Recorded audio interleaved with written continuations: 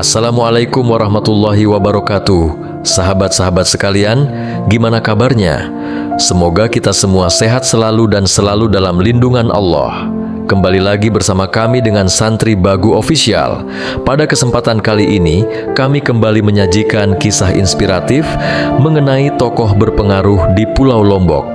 Iya, pada kesempatan kali ini, kami akan mengisahkan sosok Dato Lopan atau Tuan Guru Lopan. Pernahkah Anda mendengar nama tokoh tersebut? Siapa sebenarnya orang di balik sebutan Tuan Guru Lopan tersebut? Dan pernahkah Anda berkunjung berziarah ke makamnya? Selalu ramai? Bukan? Langsung saja untuk lebih jelasnya, simak video berikut sampai selesai. 1. Riwayat hidup dan pendidikan. Tuan Guru Haji Muhammad Saleh adalah salah seorang ulama yang sangat populer di kalangan masyarakat Sasak. Di masa hidupnya, ia terkenal dengan kekaromahan dan metode dakwahnya yang khas. Ia juga telah merintis tidak kurang dari 260 buah masjid yang tersebar di seluruh Pulau Lombok. Bukti dari ketawaduan dan kerja keras dalam membela dan mensiarkan Islam, hingga saat ini makamnya yang terletak di Lopan tidak pernah sepi dari penziarah, bahkan cenderung memperlihatkan grafik kenaikan yang sangat signifikan. Tuan Guru Muhammad Saleh lahir di Lopan pada tahun 1238 Hijriah atau 1819 Masehi dari pasangan Lalu Adis alias Mamik Gurmita dengan Baikpon, putri dari Raden Purwana Kampung Banjarpraya, masih dari keturunan Banjar Getas. Orang tuanya memberikan nama Lalu Durma atau dipanggil juga Mamik Muhammad. Setelah menunaikan haji, ia mengganti namanya menjadi Haji Muhammad Saleh.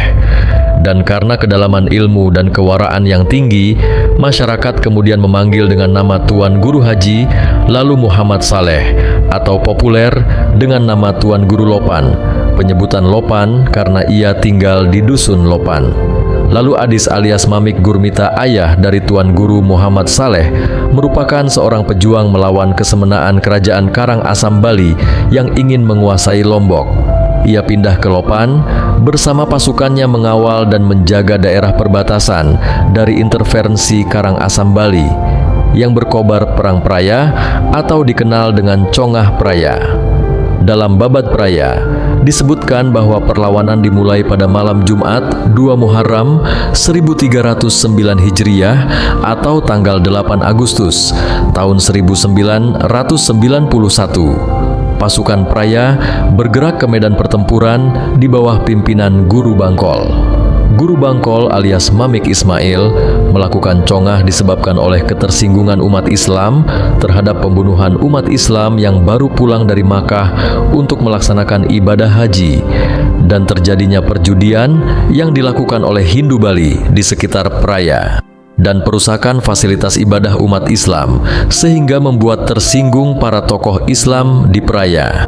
Sedangkan versi anak Agung Ketut Agung bahwa Mamik Bangkol menghasut dan membangkitkan semangat rakyat untuk melawan, karena dibayang-bayangi bahwa kaum Purwangsa Sasak akan dapat hukuman dari Raja Lombok. Hukuman dari raja ini disebabkan karena keberatan rakyat Sasak atas seruan raja untuk memanggil rakyat Sasak berperang ke Bali. Adapun alasan rakyat Sasak menolak seruan berperang ke Bali adalah pada waktu itu, tanggal 22 Juni 1991, merupakan musim panen, dan bagi rakyat Sasak, Pulau Bali adalah sesuatu yang jauh, yang mereka tidak kenal di seberang lautan. Tuan Guru Muhammad Saleh mengawali pendidikan agama ia tempuh di desanya, hingga pada saat remaja, usia 20 tahun, yaitu pada tahun 1258 Hijriah atau 1839 Masehi. Tuan Guru Haji Lalu Muhammad Saleh berangkat ke Tanah Suci Makkah untuk berhaji melalui Labuan Haji. Haji Abdul Qadir, salah seorang jamaah haji dari Lombok pada saat itu, bercerita bahwa Tuan Guru Muhammad Saleh selama di Makkah adalah orang yang tidak banyak bicara, hidup sederhana, suka memberi dan disegani oleh para mukimin atau orang-orang pendatang ke Tanah Suci Makkah dan berdomisili di sana. Selama belajar di Al-Haramain, Makkah Madinah, Tuan Guru Muhammad Saleh belajar dan mendalami ilmu-ilmu agama dari para masyayikh, baik yang berasal dari Gumi Sasak Lombok atau dari daerah Nusantara lainnya, bahkan dari luar negeri. Salah seorang guru spiritualnya dan sangat berpengaruh pada pola pikir dan spiritualnya adalah Tuan Guru Haji Umar Kelayu. Dan selain mengaji pada Tuan Guru Umar, ia juga belajar pada ulama karismatik dan berwibawa, yaitu Syekh Mustafa Al-Afifi dan lain-lain. Ada beberapa ulama yang semasa dan seperguruan dengannya dan termasuk murid-murid Tuan Guru Umar Kelayu, yaitu Kiai Haji Abdul Fatah Pontianak Kalimantan, Kiai Haji Daud Palembang, Kiai Haji Nawawi Lampung, Kiai Haji Abdurrahman Kedah Malaysia, Kiai Haji Bafalah Bantin. Ia juga banyak berdiskusi dan bertukar pikiran dengan Tuan Guru Haji Sidik Karangkelok, Tuan Guru Haji Ibrahim Tanjung Luar Lombok Timur, Tuan Guru Haji Muhammad Arsyad Mertak Tombok Praya. Sedang juniornya di Makkah yang berasal dari Lombok adalah Tuan Guru Haji Muhammad Rais Skarbela, Tuan Guru Haji Muhammad Saleh Hambali Bungkal, Tuan Guru Haji Abdul Hamid Pejruk, Tuan Guru Haji Abdul Karim Praya, Tuan Guru Haji Asy'ari Skarbela, Tuan Guru Haji Malin Pagutan, Tuan Guru Haji Syarifuddin Pancor Lombok Timur, Tuan Guru Haji Abdullah Kelayu, putra Tuan Guru Umar.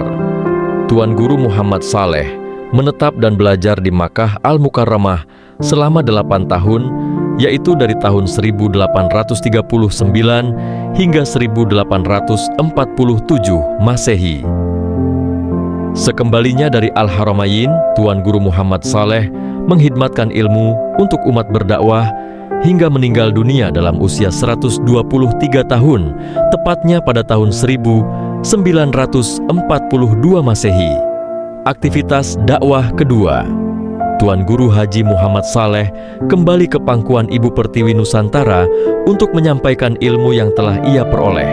Ia mendidik masyarakat Sasak yang pada saat diliputi oleh pengaruh ajaran Islam Wetutlu, ajaran sinkritis.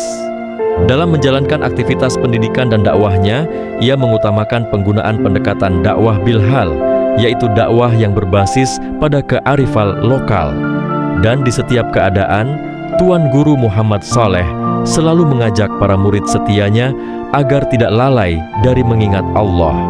Pendekatan dakwah kultural Tuan Guru Muhammad Saleh tidak lepas dari realitas sosial keagamaan masyarakat Sasak ketika ia hidup. Masyarakat Sasak seperti diuraikan sebelumnya di bawah bayang-bayang sistem kepercayaan animisme, dinamisme di satu sisi, dan keterbelakangan dan kemiskinan akibat dari sistem politik kekuasaan Karangasem Bali yang sewenang-wenang di sisi lainnya. Sebagai seorang ulama yang banyak bergaul dengan ulama-ulama pembaharu selama di Tanah Suci, kontak langsung dengan para ulama Tuan Guru Haji Muhammad Saleh dengan para ulama tersebut memupuk semangat dakwahnya secara bertahap sesuai dengan kondisi yang dihadapinya. Tuan Guru Haji Muhammad Saleh tetap melakukan pemurnian ajaran Islam sesuai prinsip-prinsip akidah dan syariat, namun tidak mengambil jarak dengan kelompok-kelompok masyarakat yang masih mempertahankan adat istiadatnya. Ia mendidik masyarakat dari satu tempat ke tempat lain dengan tidak mengharapkan imbalan. Selain memperlihatkan kearifan dakwah dengan penggunaan pendekatan dan teknik yang mudah dan menyenangkan bagi masyarakat, Tuan Guru I Muhammad Saleh di setiap memasuki suatu wilayah selalu berbaur bekerja sama. Ia mengajak masyarakat bekerja bergotong royong, terutama untuk membangun fasilitas ibadah, yaitu masjid. Wilayah dakwah Tuan Guru Muhammad Saleh tersebar di seluruh Pulau Lombok, Lombok Tengah, Lombok Timur, Lombok Barat, Kota Mataram, dan Lombok Utara. Dakwah Tuan Guru Muhammad Saleh selain memasuki gubuk-gubuk, kampung-kampung, juga memasuki pasar-pasar rakyat, tempat transaksi dan perjumpaan masyarakat menjual dan atau membarter barang dagangan mereka. Ketiga, kewalian dan karamah. Tuan Guru Muhammad Saleh Lopan, sebagaimana terurai sebelumnya, merupakan seorang alim allamah, arif billah yang menghidmatkan ilmunya untuk membela agamanya. Ia mendapatkan perlindungan dan kemuliaan karamah dari Allah karena keyakinannya yang kokoh pada janji Allah. Menurut penuturan Tuan Guru Haji Lalu Muhammad Turmuzi Badaruddin, pendiri Pondok Pesantren Qomarul Huda Bagu, Lombok Tengah, bahwa Tuan Guru Haji Lalu Muhammad Saleh adalah ulama yang allamah arif billah yang jangka kaun dakwahnya menyentuh lapisan masyarakat. Ketika saat itu, masyarakat Sasak masih sangat minim pemahaman agama. Metode dakwahnya yang tidak menyalahkan, tetapi dibuktikan dengan karamahnya. Tuan Guru Haji Muhammad Saleh Lopan seperguruan dengan Tuan Guru Haji Muhammad Saleh Hambali Bengkal. Kedua beliau memiliki karamah yang sama. Satu ketika di tahun 1968, tahun meninggalnya Tuan Guru Haji Muhammad Saleh Hambali Bengkal, saya diceritakan langsung oleh Datuk Bengkal bahwa beliau dikunjungi oleh Tuan Guru Haji Muhammad Saleh Lopan dan memberikan wasiat dan petuah tentang berbagai hal terkait syariat Islam dan masyarakat. Dan setelah pembicaraan tersebut selesai, Tuan Guru Muhammad Saleh Lopan tidak berkenan menerima suguhan dan langsung pamit begitu saja dan memberitahukan bahwa ia akan pergi ke Karangtumbu. Karangtumbu merupakan nama lingkungan di Cakranegara yang bersebelahan dengan Dusun Kebon Duren. Tuan Guru Haji Muhammad Saleh pergi dan menghilang dari pandangan. Dan tidak berselang lama, tiba-tiba datang undangan salat jenazah atas meninggalnya Tuan Guru Haji Lalu Muhammad Saleh Lopan. Tuan Guru Haji Muhammad Saleh Hambali pun memahami bahwa Karangtumbuk dalam bahasa Sasak, tumbuk berarti tutu, habis, atau meninggal, sehingga itu menjadi isyarat bahwa beliau akan meninggal dunia. Itulah hal yang dikisahkan oleh Tuan Guru Haji Lalu Muhammad Turmuzi Badaruddin Bagu melalui gurunya Tuan Guru Haji Muhammad Saleh Hambali Bengkal. Dan pada setiap masjid yang dibangunnya, Tuan Guru Muhammad Saleh Lopan mendidik masyarakat membaca Al-Quran, mengajarkan akidah, ibadah, dan wirid-wirid yang diijazahkan dari guru-gurunya. Semangat dan kekegigihan Tuan Guru Haji Muhammad Saleh tidak terbatas pada pembinaan pemahaman agama.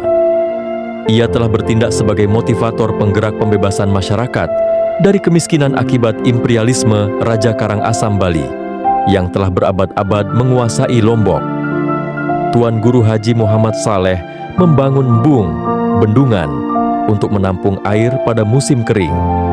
Ia juga membangun saluran-saluran irigasi untuk mengairi persawahan masyarakat.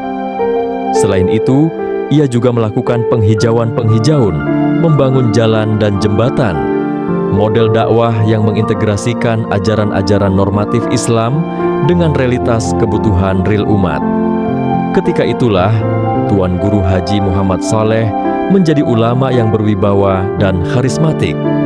Seorang wali yang diberikan karamah oleh Allah sebagai orang yang dekatnya. Kekeramahannya disaksikan oleh para pengikut dan murid-murid yang setia mendampinginya.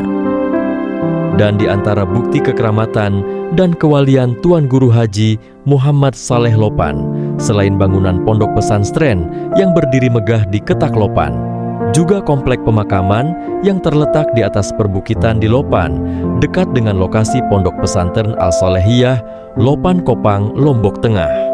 Makam yang berdiri megah ini menjadi tujuan utama para penziarah terlebih setelah bulan Ramadan dan ketika memasuki musim haji.